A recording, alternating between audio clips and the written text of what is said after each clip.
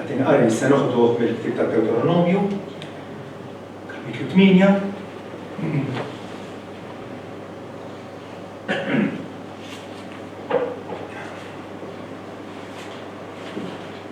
Dan huwa l-tali li ħalla Mossa lill-poplu Rudi ftit qabel ma miet, jgħidlu hekk.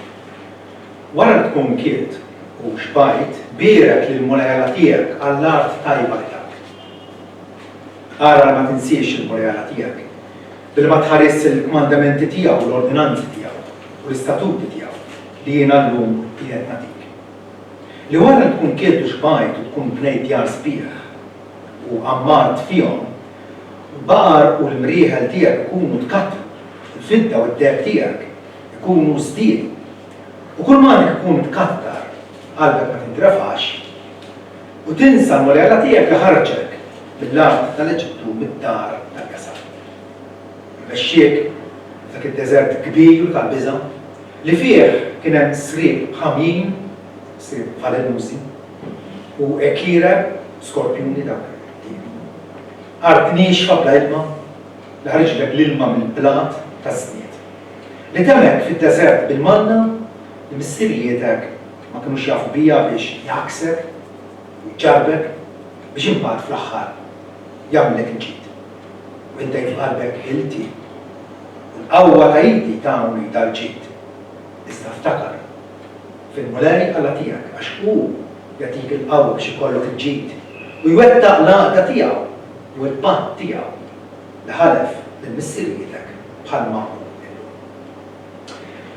Sita Samuel ringrazzjawk talli ħallejtilna l-rida tiegħek bil-miktub sabiex aħna nistgħu regolarment nduru leha u narfu li inti tajtina l-awtorità tiegħek bħala il-ħabib tagħna bħala dak li tafna bisimna u tixtieqilna li aħna ngawdu xirka miegħek, komunjoni miegħek. Mhux biss tul dan l-omor ċkejken imma tul l-eternità. Grazzi missier tal-li dan għamiltu attwali għalina billi tajtna l-ibnek Ġesu li ħallas kompletament għal dubietna u issa qiegħed fuq il-leminja tiegħek jinterċidi għalina sabiex il-ħidma tal-grazza tiegħek fina mhux biss titkompla ma titwassal sa tmiem xira tagħha. Torbuk għalek mulej biex tagħtina li nisimgħu b'attenzjoni u wkoll il-ruħ tagħna taħżen il-kelma tiegħek sabiex nkomplu nissaħħu nkunu aktar effettivi bħala dixxipli ta' ibnek Ġesu Kristu. Qed storja dwar koppja żmien ilu, marra kienet Kristjana, il-żewġa ma kienx. U din mietet u wara li mietet u kollox ġeħ normal l-għada il-missier ġabar li żewġ uliedu biex jieklu l-ikla li kien hemm fuq il-mejda. U dan qabad il-marfa biex jabad l-ewwel jabad jiekol it-tfal fuq ħallu dediqalu. Il-mammi kienet tgħallimna li qabel nibdew nitolbu, qabel nibdew nieklu, għandna nitolbu u nirringrazzjaw l-mulej. F'dana insomma kemm mexxa f'dejh, qaqqad f'dejh u qallu u Alla. Qallu kif taħseb inti? L-għalqa hija tiegħi. Iż-żerja xtrajta jiena. Żrajta jiena. Ħsat jiena. Il-qam għamiltu tqiegħ jiena. Iffurmajtu pops jiena. Sajjartu jiena. Qedtu fuq il-mejda jiena, qattajtu jiena. Qallu insomma. Allura trid hekk ningrazzjak xorta waħda. Dik hija l-world view tal-infidel ġifier. Kif jaħsibha il-bniedem fil-arroganza u l-burja tiegħu li jaħseb li huwa suffiċjenti u prattikament m'għandu bżonn il-ħadd għaliex huwa qawwi biżżejjed huwa resourceful biżżejjed biex jaħseb għalih innifsu. Però il-world view tagħna hija totalment differenti ġvera. Kif inħarsu lejn nfusna u lejn id-dinja totalment differenti. Aħna kif qal Apostlu Pawlu fih ġifieri falla ngħixu u nitħarku u għandna l-istess eżistenza tagħna. Mhux talli ma nistgħux naħarbu illa tal qasiri. Naħarbu għaliex nafu li l-ħajja tagħna, n-nifs tagħna u kollox huwa fidejh. Ma nistgħux ngħaddu mingħajr Alla u min ma jmettix dan ikun qisu raġel illi jiftaħar li jista' jgħaddi mingħajr ikel. Għall-ewwel ma tindunax id-differenza ġvera. Raġel illi għamel ġurnata mingħajr ikel, tieni ġurnata mingħajr ikel, u forsi anke tielet ġurnata ma tindunax. Tifhem. Imma aktar ma jgħaddi żmien, aktar tinduna li hemm xi ħaġa ħażina f'dan raġel. U dik l-omor tal-bniedem hekk. Dak li jkunu għexu b'dipendenza fuq Alla, tajjeb ħajsibu ġid. Ġesu jgħid li dawn jirtu l-art, dawn ikunu fil-bark tagħna. Imma nies li jippretendu illi jistgħu jgħaddu mingħajr Alla, ovvjament se jaqgħu fir-rovina u fit-traċedja. Alla jsostni kull ħajja. Anke n-nies li ma jgħarfuhiex din xorta waħda Alla isostnijaw fil-ħajja u anke berikom b'diversi barkiet, bin-nifs, bil-ikel li jagħtihom Alla jsostni kull ħajja. Fatti fil-tib ta' Isaija, pereżempju naqraw li Jahwe ħalaq is-smawiet u ġebbidhom firax l-art u l-isila li jagħti n-nifs lin-nies fuqha u spirtu lil dawk li jimxu fiha. Li kwalunkwe espressjoni ta' ħajja mill-liċken dudu jew insett sal-bniedem u l-annimali dawn jeżistu appuntu għaliex Alla mhux biss ħalaq imma wkoll jippreserva u imexxi u jindokra u juħsib il-ħolqien tiegħu. Aħna il-bnedmin, aħna il-kuruna tal-ħolqien tagħna. Alla li ħalaqna fuq xbija tiegħu biex narfuh u nħobbuh u nservuh. L-infidili din ma jafux Ġesu tagħna den biex narfu illi iva imqar qasfur tal-bejt. Ma jaqax mal-art mingħajr il-lieda ta' missieru. U anke wkoll jurina jagħtina ċertu lezzjonijiet min-natura ta' madwarna, il-sempliċi għammiel, qasfur tal-bejt, sempliċi li jimbieħ bħabba. Pero dawn la jażlu, la jaħsdu, u frattant missiekom jitmaħħom. U l-istess ħaġa l-ġili tal-raba illi huma mlibsa bil-ġmiel u b'majestà aktar milli kien Salamun fil-glorja kollha tiegħu, se jgħid li dawn il-ġili Alla jilbishom. Ġili li llum qegħdin fl-għalqa u għadha jinxteħtu fil-forn. Ġifieri Alla joħsib il-ħolqien kollu tiegħu. U riedu dawk li huma mdaħla fis-saltna tiegħu allura dan jirrikonoxxuh bil-ferħ. Jirrikonoxxuh u rridu ngħixu kontinwament dan il-tsieb f'moħħna li huwa Alla illi mill-kotra tal-ġenerożità tiegħu qiegħed iżommna għaddejjin minn ġurnata għall-oħra. F'Ġermija jgħidilna li jiena naf il-ħsibiet li għandi għalikom huma ħsibiet ta' ġid mhux ta' ħsara biex nagħtikom futur u tagħna, ma' futur mhux sal-qabar biss. Hija l-ħajja fiżika Alla isostnija sa-tmiem tagħha u aktar minn hekk il-ħajja eterna li huwa wieħed il-dawk illi jirrikorru għand Ġesu Kristu. Għandna għalfejn irroddu l-ħajja l-Alla u nħarsu lejh bħala l-provditur tagħna, bħala dak illi qiegħed isostnina. Jerry Bridges, awtur tajjeb ħafna, milux nirrid, għandu kodba bħal Trusting God, kodba li tabilħaq jgħinuna fil-mixja tagħna.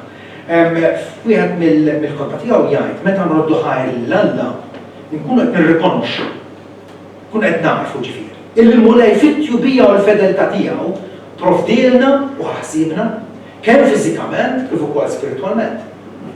Nkunu qed narfu li aħna totalment dipendenti fuqu kemm kull ma aħna u għandna huwa ġej minn għandu. Kull ma aħna, kull ma għandna ġej minn għandu. Illum it-talba li għallimna Ġesu għatina illum il-ħobs tagħna ta' kuljum jew tista' tfisser għatina llum il-ħobs għal-għada. Għax nafu li fil-futur immedjat kif ħanardu jekk ma tkunx int illi s-sostina. Jekk maħna nafuha aktar u hija traduzzjoni tajba għatina llum il-ħobs ta' kuljum tagħna minn ġurnata għall-oħra. Għandna bżonn nitolbu għad it-talba. Meta llum il-problema tagħna f'pajjiżna u ħafna pajjiżi oħra mhux l-aks, hija l-obeżità.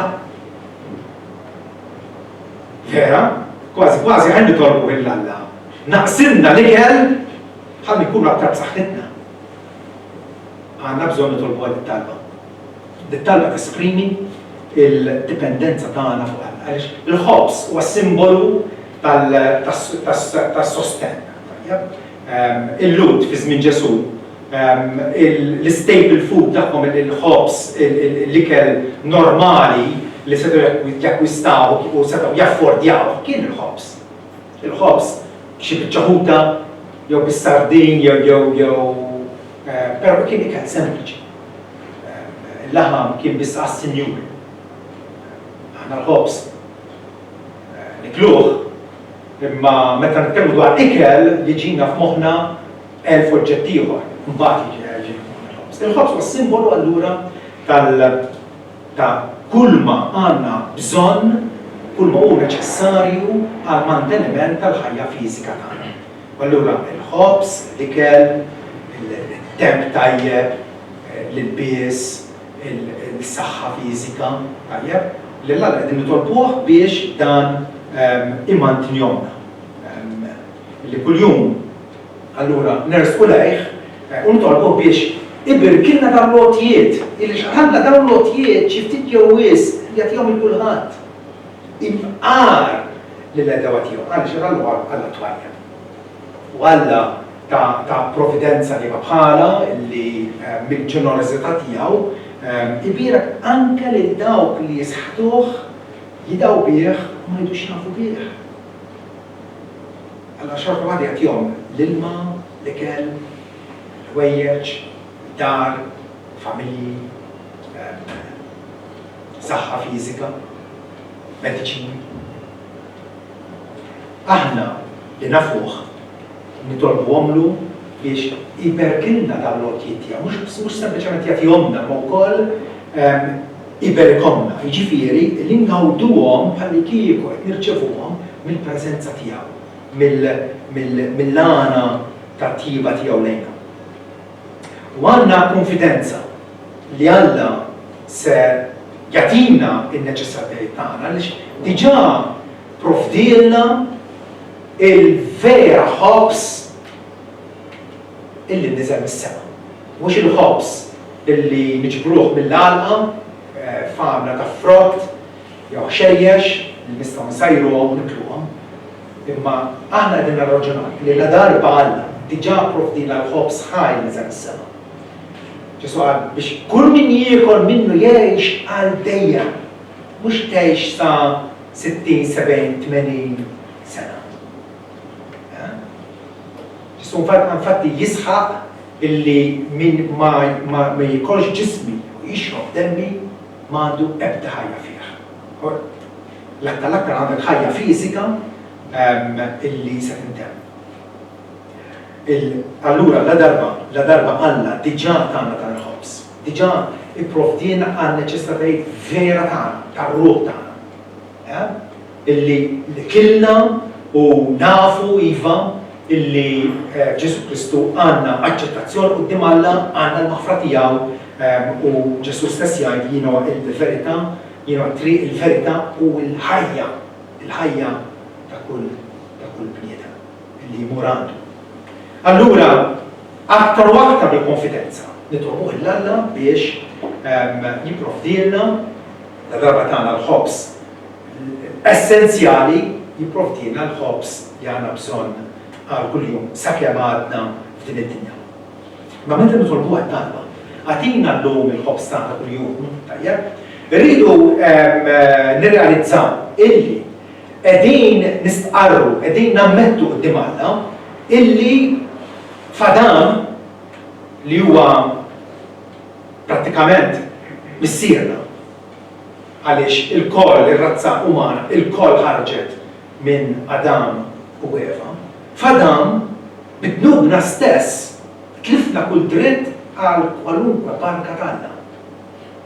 Ma ħaqniex illi jkollna l-ħobs, ma ħaqniex illi Alla iberikna, anzi jistħoqilna illi Alla iċaħħadna kompletament minnhom, jisħtilna l-barkit tiegħu aħna użaw. Għaliex minħabba il-fatt illi aħna noffendu lil Alla. Flok ma nirrikonoxxu il-majestat tiegħu u l-awtorità tiegħu fuqna, aħna tibedna minnu Alla rikkonċiljana imma anke issa bħala wliedu xorta waħda ma għandix. Ġesu jgħid illi imqar meta tkunu għamiltu kull ma jordnawlkom għajdu biss aħna għaddejja bla fejda. Għamilna biss dak illi suppost għamilna. Ġifi meta nitolbu għal it-talba, għajjeb u għanċessa nitolbu għal bl-umiltà, mux bħalli kieku nordnawlu jew għedin nikklejmjaw minn għandu dak li huwa dritt tagħna. M'għandniex dritt.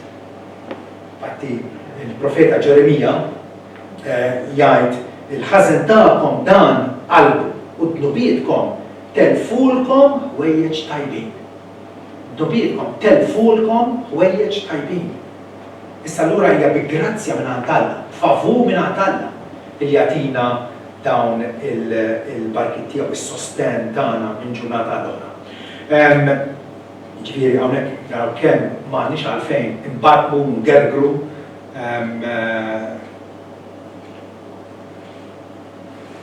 rridu nkunu konxi li kull manna huwa tagħna biex Alla tawulna skont il-ħnina tiegħu. Il-barkiet esterni li Alla jagħtina waħidhom ukoll mhumiex kapaċi jsostnuna.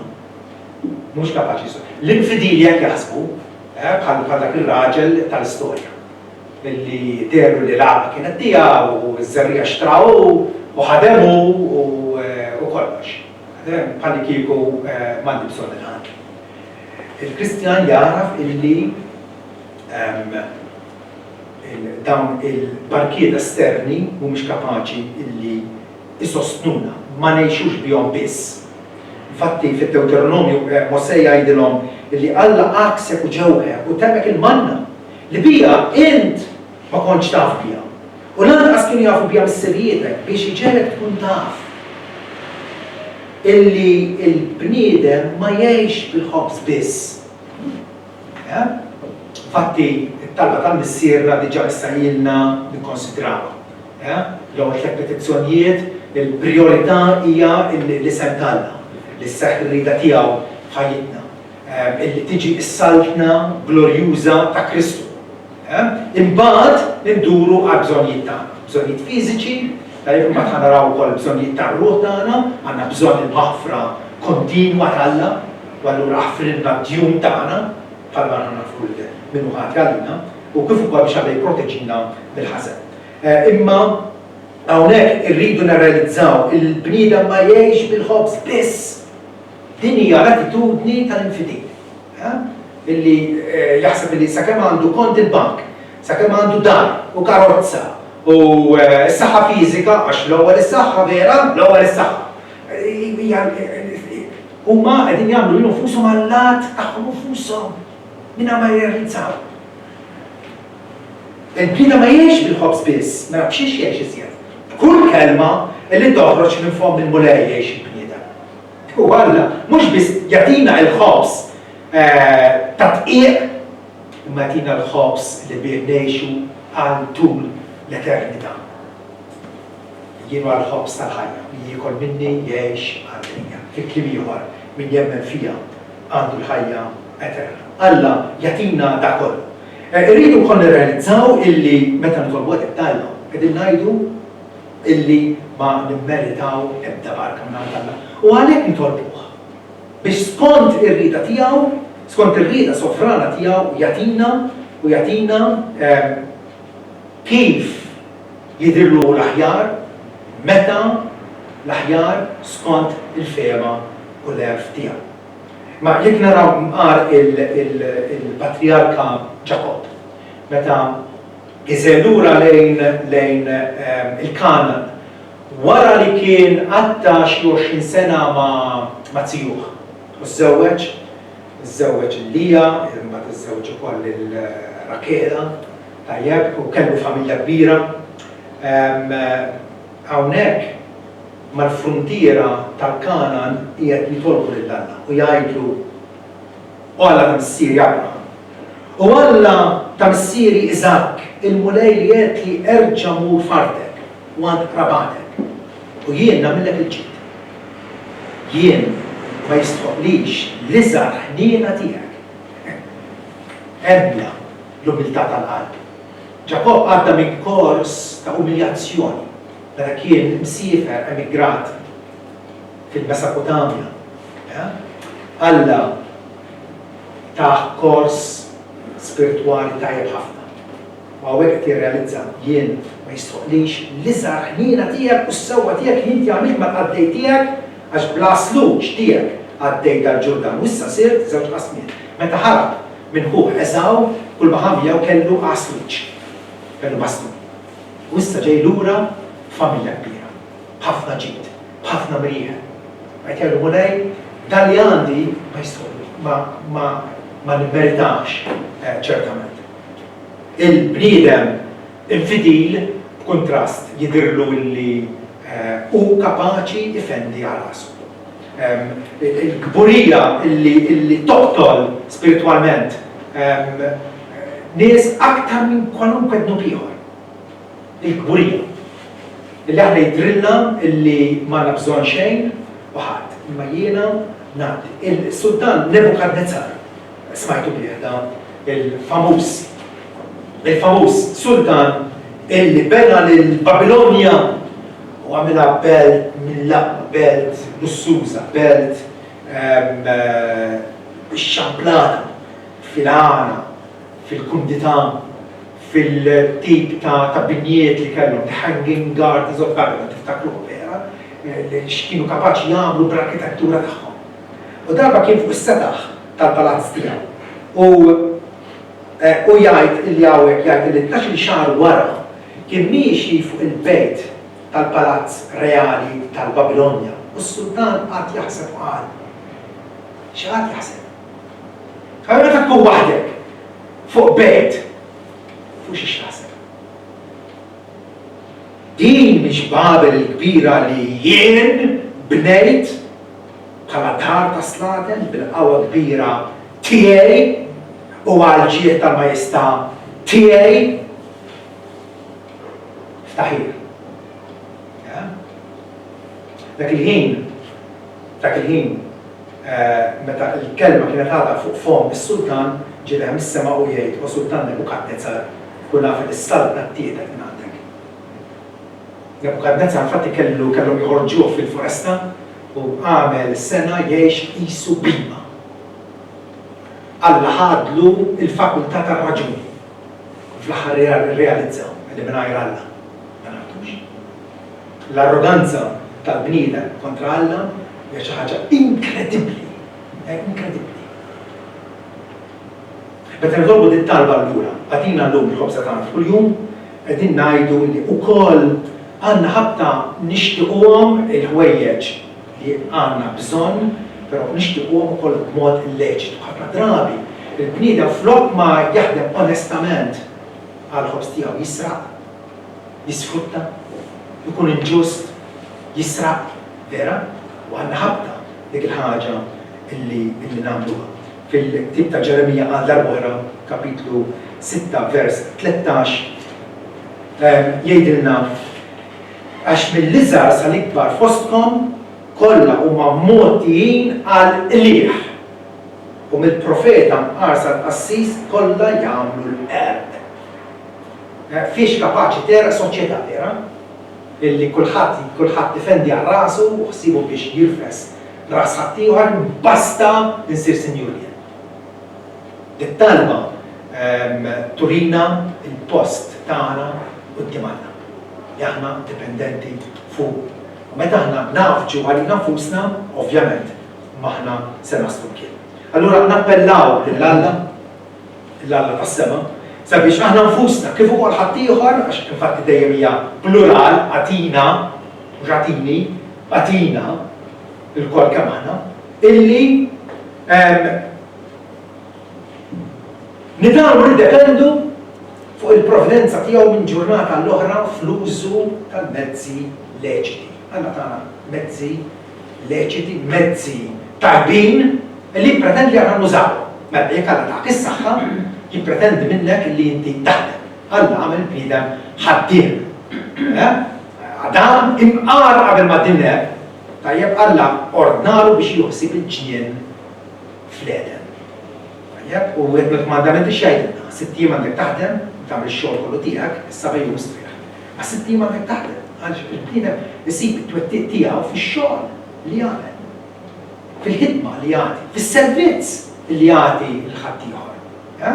U allura għalhekk l-iskrittura tgħidilna pereżempju Efesin 4, ħalli min jisraq ma jisraqx iżjed. Dik hija ħajja passata tagħna. Imma aktarx jistandu jitħabat milli jaħdem il-ħaġa tajba bidejh stess sabiex kollu x'jagħti lil minnu fil-bżonn. Xogħol sinċir, anke jekk huwa xogħol manwali, xogħol mentali, jekk qed tagħlem xogħol aktar mentali. Jekk inti qed bħala mastru taxxa qed tagħmel siġġu jew mejda, huwa xogħol aktar manwali. Huwa xogħol illi bih aħna nikglorifikaw l-Alla. U qegħdin iva nirrispondu għal nużaw dak il-mezzi leċiti illi huwa tagħna. Ix-xogħol mhuwiex kontradittorju għal dit-talba. Meta ħa nitolbu għatina l-obrosa tagħna kuljum, ma nix qed ngħidu ma nista' nibqgħu id-dar, it-tnejn filgħodu u ma mmorrux għax-xogħol. Le, it-tnejn jikkomplementaw xulxin. It-tnejn imorru flimkien, it-tnejn Alla jippretendi li kemm nitolbuh kif ukoll naħdmu skont il-vokazzjoni li aħna rċevejna minn Alla. Din l-idea ta' li jiena mmur fuq ix-xogħol biex ikolli l-paga fl-aħħar tax-xahar, ma dan is-sens. Alla ħares. Il-paga qed tkun l-introjtu biex ikolli l-flus biex nixtri u jew għall-familja jkun. Imma il-xogħol huwa aktar vokazzjoni. Huwa sejħa minn għand Alla biex aħna nikkooperaw miegħu ħalli nifformaw u nieħdu ħsieb il-ħolqien tiegħu. Bix-xogħol tagħna, tajjeb, qegħdin nieħdu ħsieb il-ħolqien tiegħu, qegħdin nesprimu il-tiema t'Alla lejn xulxin. Lutero jgħid li anke tfajla li qed taħleb il-baqra, tajjeb, dak huwa Alla attiv. Jew raġel li qiegħed jifforma nara għaż-żiemel fuq l-inkwina, dak huwa xogħol t'Alla għal ġid tal-bniedem. U hekk jridu nħarsu lejn ix-xogħol tagħna. Jista' jkun xogħol pjuttost monotonu, xogħol dejjem istess minn ġurnata l-oħra, però jekk nħarsu lejn bħala vokazzjoni nkun naħseb jiena badna l-linja tajba. Il-Benedettini minn żmien bikri kellhom dan il-motto illi adottaw biex jigwidhom. Ora et labora. Bil-Latin li tfisser itlob u waħdem. Itlob u waħdem. U prattikament jiġbru b'żewġ kelmiet ora et labora. B'mod komprensiv xi pretendi Alla minna. Li aħna noqorbu lejh, li aħna nqimuh, aħna ringrazzjawh, imma wkoll nużaw il-fakultajiet li hu tagħna biex inkunu ta' servizz għal ħaddieħor. Għalhekk l-Apostol Pawlu jgħid aħna nisimgħu li xogħol fostkom qed jimxu fil-qas għal Tessaloniki. Qed tkunu għażiena. Ma jaħdmu xejn imma huma sifisenti għax min m'għandux jagħmel x'jagħmel ikun sifisenti, ikun jitteffes jiddeffes fil-affarijiet ta' ħaddieħor fejn ma jasamx. Issa l-tagħlim nordnawlhom u neżortawhom fis-sit Ġesu Kristu sabiex jaħdmu bil-kwiet u jieklu l-ħobż tagħhom infushom. Li taħdem bil-kwiet. Flok ma tkun troublemaker, tkun qed tipproduċi xi ħaġa għal ġid. Il-għalla l-għura għedin nitolbu wkoll biex mill-għotja ħielsa tiegħu, għotja tal-grazzja tiegħu, u skont kif fl-erf tiegħu bħala missierna jidhirru li huwa l-aħjar, nkun nistgħu ngawdu porzjon minn dak li jagħtina. Li ngawduh fl-użu tajjeb tiegħu. U jkompli jagħtina u jibirkilna dawn l-istess wejjeġ. Infatti fit-talba Ġesu ma qalilx nitolbu għatina ħażna ta' ħobs għal ħajtna kollha, vera? Għatina illum il-ħobs li għandna bżonn kuljum. Għaliex? Għax hija barka tremenda fejn aħna ngħixu konxjament dipendenti fuq Alla. Mingħajr ansjetà, mingħajr ma inferxu, ma nafu li l-missier provvidenti fis-smewwiet jaf bina, jaf in-nuqqasijiet tagħna u kapaċi u jrid jipprovdihomna.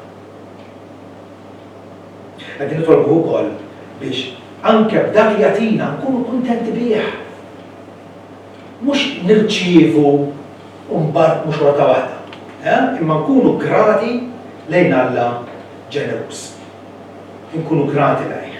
Fl-ewwel ittra lil Timotju jgħidilna li tassew it-tjieba meta wieħed hu kuntent b'dak li għandu hija għalih kbir. Għax xejn ma ġibna fid-dinja u żgur m'aħna ħnieħdu xejn minnha, imma meta għandna l-ikel u l-ilbies, jiġifieri n-neċessitajiet tal-ħajja, ħankunu kuntenti bihom. Ma tagħmel sens li aħna naħsnu u ngerzu meta nafu li l-ħajja tagħna hija tant u tant qasira.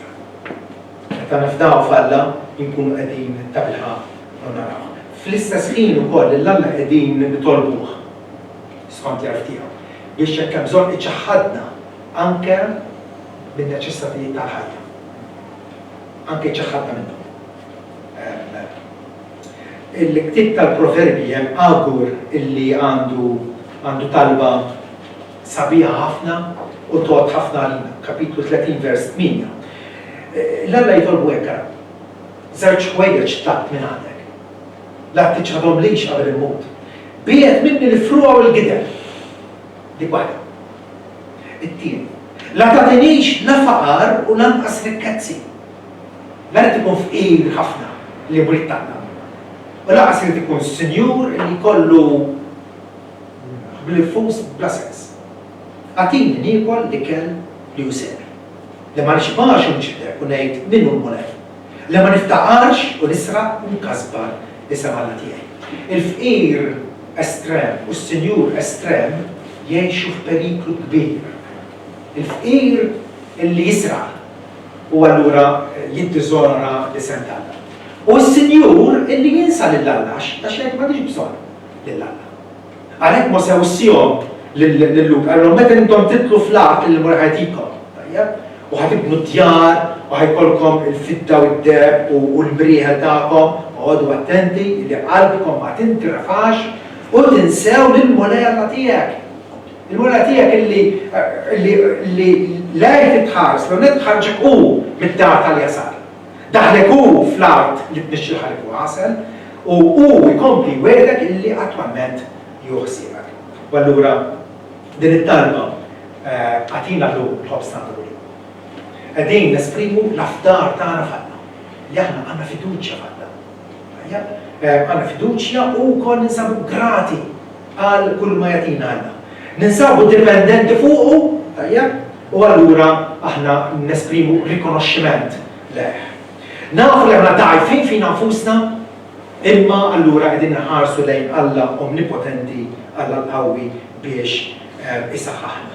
Nafu li aħna fil-bżonn, imma nafu wkoll fejn għandna nħarsu biex insibu s-suffiċenza u s-sostenn kontinu kemm qarbuh kif ukoll għal ġisem. Amen.